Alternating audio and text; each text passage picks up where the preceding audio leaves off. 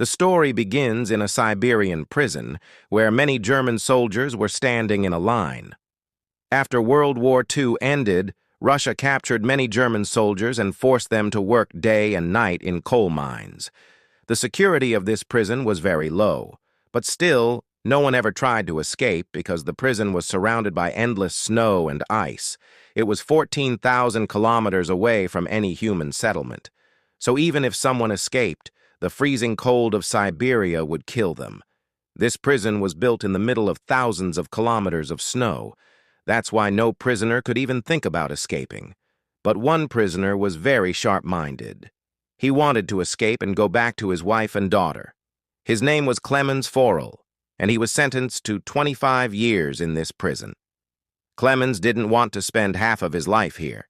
He wanted to escape at any cost. Luckily, one day, Clemens got a chance. He hid in a coal train and escaped. When he looked at the stars in the open sky, he was very happy. But his happiness didn't last long. After a while, the train stopped, and when Clemens looked outside, a Russian soldier was standing with a gun. Clemens was caught and locked in an open-air cell as punishment. The cold was unbearable, and rain at night made his condition worse. He was kept there not for a few hours, but for 2 full days. On the 3rd morning, the warden came and released him, saying only, "Your friends are waiting for you." When Clemens met his fellow prisoners, they were standing with sticks and rods.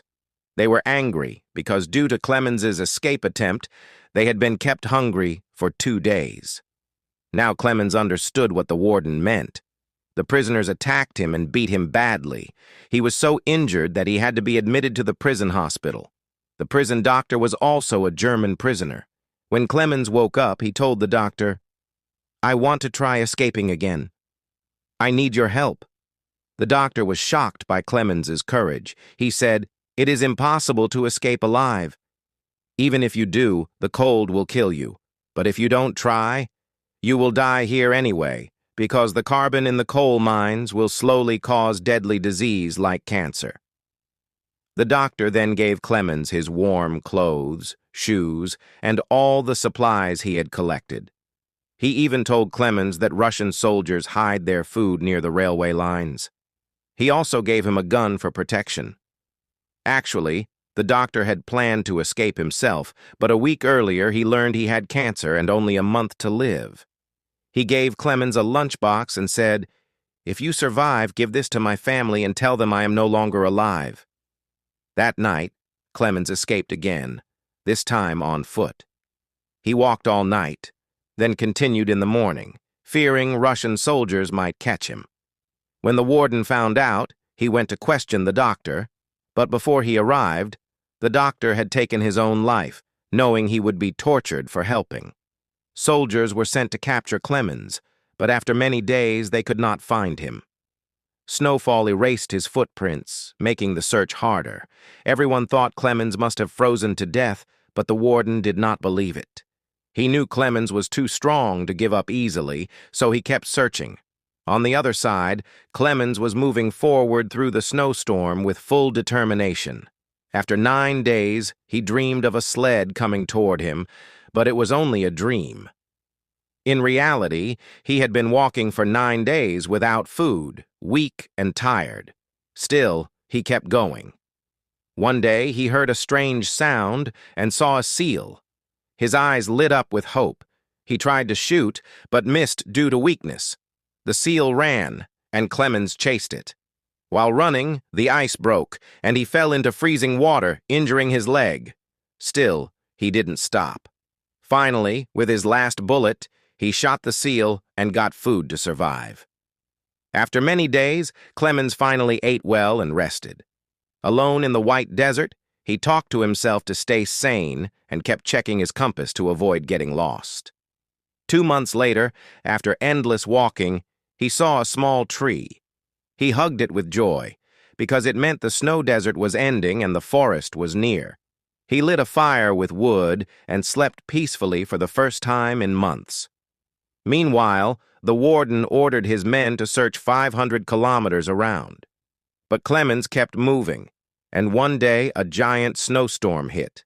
A tree fell on him, but luckily 2 men searching for gold found him and saved his life. The 3 traveled together. They built a wooden boat to cross a river, but the current became strong, and 1 man fell into the water. He couldn't swim. Clemens jumped in and saved him. Their other partner, greedy for gold, abandoned them, thinking they would die. Later, when they returned to camp, the rescued man shot the greedy one in anger. Clemens and his new companion kept traveling for months, but when winter returned, everything froze again. The heavy load slowed his companion, and when Clemens tried to help, suspicion grew. The man attacked Clemens, knocking him unconscious. When Clemens woke, a pack of wolves was approaching. He climbed a tree, but it broke, and he fell. Just as he thought death had come, hunters appeared and shot the wolves, saving him. They took him to their village, where he was treated. For the first time in years, Clemens reached human settlement. But soon, a letter came from the warden warning that anyone sheltering Clemens would be punished. So Clemens had to leave. The villagers gave him supplies and a hunting dog for company. He and the dog traveled together until they reached a wooden factory. Workers recognized him and took him to their boss. Clemens told his story, and they felt pity. They fed him and put him on a train to Germany. But the factory owner betrayed him and informed the warden. Soldiers waited at the station. Before arriving, Clemens saw them and jumped off the train. Soldiers chased him, and suddenly the warden himself appeared. Just as Clemens thought everything was over, his loyal dog attacked the warden. Clemens escaped, but a gunshot killed his dog. Heartbroken, he continued running, jumped on a bridge, and leapt onto a moving train below, escaping again.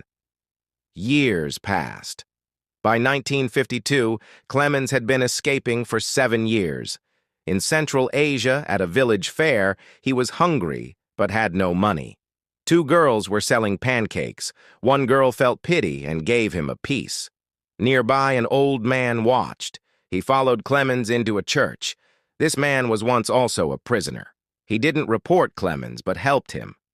He took Clemens home, gave him a shave, clean clothes, and a fake passport to cross the Russian border into Germany. Clemens thanked him and set off. Weeks later, he reached the border. Nervous, he gave his passport to a soldier. Luckily, it worked, and the soldier let him through. Clemens laughed with relief. He stepped onto the bridge that separated Russia and Germany. But halfway, a bright light shone in his eyes. It was the warden. Clemens realized he was still on Russian soil and could be arrested. His heart sank. But instead, the warden stepped aside and let him go. He said, "This fight was only between 2 soldiers, you and me, and you have won. Go live your life." Finally, Clemens crossed into Germany. He reached his home and saw his wife and daughter. At the church, his daughter turned, recognized him, and ran into his arms. His wife, overjoyed, hugged him too. After so many years, the family was reunited. And this is where the true story-based film ends.